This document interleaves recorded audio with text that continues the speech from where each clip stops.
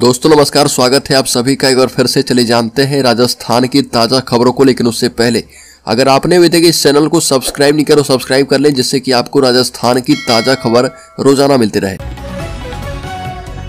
सबसे पहली खबर की बात करें तो बेनेश्वर धाम डूंगरपुर में महंत अच्युतानंद महाराज पर हमले के मामले में पथराव हुआ है। और बेनेश्वर धाम के महंत अच्युतानंद महाराज की कार पर देर रात बदमाशों ने पथराव कर दिया था। इस मामले को लेकर बहुत ही ज्यादा हंगामा हुआ है। महंत पर हमले के आरोपियों की गिरफ्तारी की मांग को लेकर सावला कस्बा बंद किया गया। अगली खबर, राजस्थान में मतदान के अगले दिन कई प्रत्याशी आराम के मूड में नजर आए और परिवार के साथ समय बिताया। कुछ उम्मीदवार लोगों से फीडबैक लेने पहुंचे तो किसी ने कार्यकर्ताओं से बातचीत की। वहीं मुख्यमंत्री गहलोत का कोई सार्वजनिक कार्यक्रम नहीं था। सीएम ने जयपुर के नजदीकी नेताओं से फीडबैक लिया और पूर्व डिप्टी सीएम पायलट दिल्ली चले गए। वहीं राज्य की पूर्व मुख्यमंत्री वसुंधरा राजे बांसवाड़ा पहुंची और हेलीपैड से वसुंधरा राजे सीधे त्रिपुरा सुंदरी मंदिर पहुंची और करीब 30 मिनट तक पूजा अर्चना की। अगली खबर, राजस्थान में बम्पर मतदान से गदगद हो चुकी है बीजेपी। राजस्थान विधानसभा चुनाव में इस बार बम्पर वोटिंग हुई है। मतदान के 18 घंटे के बाद वोटिंग का प्रतिशत 74% पहुंच गया था। बता दें कि राजस्थान का 20 सालों का चुनावी इतिहास कहता है कि विधानसभा चुनाव में अगर मतदान प्रतिशत कम हुआ है तो कांग्रेस की सरकार बननी तय है। 1998 के चुनाव में 63% वोटिंग हुई तो कांग्रेस की सरकार बनी। वहीं 2003 के चुनाव में 3% वोटिंग बढ़ी तो बीजेपी की सरकार बन गई। अगली खबर, राजस्थान में वोट डालने में महिलाएं पुरुषों से निकली आगे, कांग्रेस को भरोसा है। फ्री मोबाइल योजना को लेकर आस लगाए बैठे हैं कांग्रेसी। वोटिंग परसेंट बढ़ने से डरे कांग्रेस कार्यकर्ताओं को महिला मतदाता राहत की उम्मीद लग रहे हैं। दरअसल गहलोत सरकार ने प्रदेश की 1 करोड़ से ज्यादा महिलाओं को फ्री में मोबाइल दिया है और इनमें से करीब 60 लाख महिलाओं को मोबाइल मिल गया है, जबकि बाकी को आचार संहिता हटने के बाद मिलने की उम्मीद है। मुख्यमंत्री गहलोत ने महिलाओं के लिए लोक कल्याणकारी योजनाएं लागू की है। साथ ही कांग्रेस को यह भरोसा है कि महिला उसके समर्थन में वोट कर चुकी है।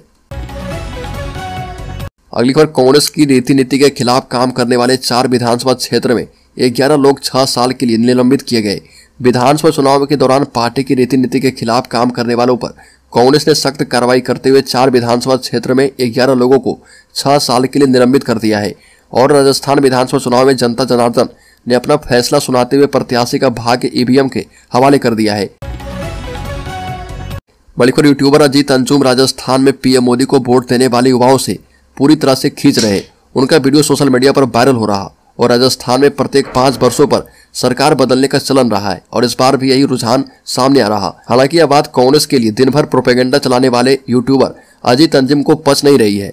अजीत अंजुम लोगों के प्रधानमंत्री के नाम पर वोट देने को लेकर प्रश्न उठा रहे और वह वोटरों को रास्ते में रोककर लोगों के भाजपा को वोट देने पर चिंता जाहिर कर रहे। अजीत अंजुम ने वोटर से मतदान के बारे में पूछा तो बताया कि प्रधानमंत्री मोदी के काम को देखकर वोट किया। इस पर अजीत अंजुम ने खींचते हुए कहा कि मोदी तो यहाँ मुख्यमंत्री बनने नहीं आएंगे। अगली बार, राजस्थान में मतदान के बाद सबकी निगाहें मुख्यमंत्री गहलोत के राजनीतिक भविष्य पर। राजस्थान के मतदाताओं ने मताधिकार का प्रयोग कर दिया है। इसके बाद सड़कों पर फिर से सन्नाटा पसर गया। अब मुख्यमंत्री गहलोत की किस्मत को लेकर चर्चा हो रही है। जीत गए तो चौथी बार मुख्यमंत्री बनेंगे और अगर हार गए तो राजनीतिक करियर भी खत्म हो सकता है। खुद गहलोत कहते रहे कि हर चुनाव के बाद सत्ता बारी बारी से हाथ में जाने की दशकों पुरानी परंपरा को तोड़ते हुए उनकी सरकार दोबारा लौटेगी। और कांग्रेस आलाकमान ने इस बार विधानसभा चुनाव में बिना चेहरे के उतरने की घोषणा की थी। बड़ी खबर, सतीश पूनिया ने 125 से 150 सीट जीतने का किया दावा। कहा कि कांग्रेस से राज्य की जनता नाराज है और भाजपा के पक्ष में मतदान हुआ है। सतीश पूनिया ने कहा कि इस बार 2 पक्ष के बीच चुनाव थे। एक तो आने वाली सत्ता में जो पार्टी होती है उसके लिए आकर्षण होता है। भारतीय जनता पार्टी के प्रति लोगों का जन समर्थन तो पहले से ही दिख रहा था। वहीं दूसरा, जो पार्टी सत्ता में होती है उसके विपरीत एक रुझान होता है। मौजूदा सरकार के खिलाफ किसानों की कर्ज माफी, बेरोजगारी, भ्रष्टाचार, पेपर लीक, तुष्टीकरण जैसे तमाम मसलों को लेकर नाराजगी थी और ये नाराजगी जो है ईवीएम में कांग्रेस के खिलाफ प्रकट हो चुकी है। अगली खबर, चीन के बच्चों में रहस्यमयी बीमारी फैली। राजस्थान सरकार ने जारी कर दी एडवाइजरी। चीन में बच्चों में अचानक बढ़े रहस्यमयी निमोनिया के मामले ने टेंशन बढ़ा दी है। केंद्रीय स्वास्थ्य मंत्रालय ने बच्चों में बढ़ रही बीमारी को देखते हुए सभी राज्यों को एक एडवाइजरी जारी कर दी है। चिकित्सा विभाग अतिरिक्त मुख्य सचिव सुब्रा सिंह ने कहा कि भारत सरकार से मिले पत्र के मुताबिक चीन देश में पिछले कुछ दिनों से स्वास्थ्य संबंधित रोग में बढ़ोतरी हुई है। ये बीमारी ज्यादातर बच्चों में पाई गई है, जिसमें अब तक प्राप्त जानकारी के मुताबिक वहां पर मुख्य रूप से बच्चों में श्वसन रोग बढ़ा है, जो कि इन्फ्लुएंजा, माइक्रोप्लाज्मा, निमोनिया एवं सॉर्स कॉर्ब 2 आदि सामान्य कारणों से होना पाया गया है। वैज्ञानिकों का कहना है कि इस हालत पर कड़ी निगरानी की आवश्यकता है। बड़ी राज्य के धौलपुर जिले में वोट नहीं देने पर समर्थकों ने लाठी डंडों से तोड़े बुजुर्ग के हाथ और पैर। धौलपुर के कंचनपुर इलाके में वोट नहीं देने पर बुजुर्ग को नेताजी के समर्थकों ने जमकर पीटा, उनके हाथ पैर तोड़ दिए। घटना से गुस्साई भीड़ ने सड़क जाम करके आरोपितों की गिरफ्तारी की मांग की है। बसपा प्रत्याशी जसवंत सिंह गुर्जर की सफाई है कि सिकरौंदा गांव में जो झगड़ा हुआ वह उन लोगों का पुराना मामला है। मेरा या मेरी पार्टी का कोई लेना देना नहीं है और सभी लोग मेरे अपने हैं। अगली खबर, राजस्थान में मतदान प्रतिशत घटने बढ़ने का सियासी गणित, वोटिंग फीसदी बढ़ना बीजेपी के लिए बड़ी खुशखबरी है। जिस विधानसभा चुनाव में वोटिंग परसेंटेज कम हुआ है तब कांग्रेस की सरकार बनी है। अगर साल 1998 के विधानसभा चुनाव की बात करें तो उस साल 63% मतदान हुआ और कांग्रेस की सरकार बनी थी और इस बार अशोक गहलोत पहली बार राजस्थान के मुख्यमंत्री बने थे। इसके बाद 2003 में विधानसभा चुनाव में मतदान 75% रहा और भाजपा सरकार बनी। इस चुनाव में 12% मतदान बढ़ा था और इस चुनाव में पहली बार वसुंधरा राजे राजस्थान की पहली बार मुख्यमंत्री बनी थी। बड़ी खबर, बिशलपुर बांध से 20 साल तक बजरी गाद निकालने के प्रोजेक्ट पर एनजीटी की रोक। पर्यावरणीय मंजूरी लिए बिना टोंक जिले के बिशलपुर बांध से 20 सालों के लिए बजरी निकालने का काम एक परियोजना प्रस्तावक को देने के मामले में नेशनल ग्रीन ट्रिब्यूनल ने राज्य सरकार को झटका दिया है। एनजीटी ने पूर्वी राजस्थान नहर परियोजना निगम लिमिटेड को निर्देश दिया कि जब तक पर्यावरणीय मंजूरी नहीं मिलती तब तक परियोजना सहायक प्रस्तावक को डिसलिल्टिंग ड्रेजिंग गतिविधियां बजरी निकालने और निस्तारण की अनुमति से रोक दिया जाए और 27 साल के बाद पहली बार बिशलपुर बांध से बजरी निकाले जाने का कार्य शुरू किया गया था। बड़ी खबर, राजस्थान के किसानों को मिलेगी दोगुना रकम। पीएम मोदी ने कहा कि हर साल देंगे 12,000 रुपए। बता दें कि पीएम किसान सम्मान निधि योजना केंद्र सरकार के द्वारा शुरू की गई थी। इस योजना में किसानों को सालाना 6,000 रुपये राशि दी जाती है। ये राशि जो है किसानों को किस्तों में मिलती है और हर किस्त में किसान को 2,000 रुपये राशि दी जाती है। इसका मतलब है कि एक साल में किसानों को 3 किस्त मिलती है। 15 नवंबर 2023 को किसान अकाउंट में पीएम किसान सम्मान निधि की 15वीं किस्त आ गई है और यह किस्त जो है पीएम मोदी ने झारखंड के खूंटी में जारी किया था। इस योजना का लाभ 8 करोड़ से ज्यादा किसानों को मिलती है। अब पीएम मोदी ने घोषणा कर दी कि भाजपा की सरकार राजस्थान में बनते ही किसान सम्मान निधि की राशि को 12,000 रुपये कर देंगे। अगली खबर, चित्तौड़गढ़ में ग्रामीण क्षेत्र के लोगों ने ज्यादा किया मतदान। वोटिंग में महिलाओं की भागीदारी रही कम। 248 बूथों पर 90% से अधिक वोट पड़े हैं। बता दें कि विधानसभा चुनाव 2023 का मतदान खत्म हो चुका है और मतदान में जिले में 80% मतदाताओं ने वोट किया, यानी 13,70,310 मतदाताओं में से 11,01,853 लोगों ने मतदान किया।